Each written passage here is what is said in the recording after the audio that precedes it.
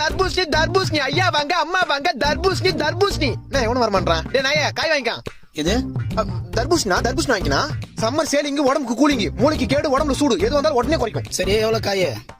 1 100 ரூபாய் 2 30 ரூபா இது 1 100 ரூபாய் 2 30 ரூபாவா? நல்லா ஆஃபர் இருக்குது.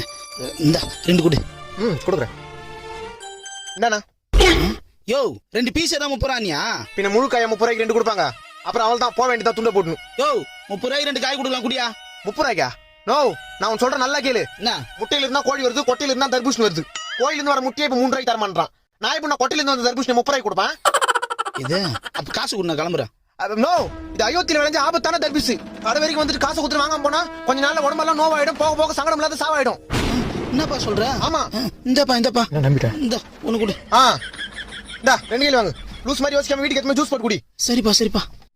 இன்னும் 2 காய் எக்ஸ்ட்ரா எடுத்துக்கலாம் போல இருக்குது.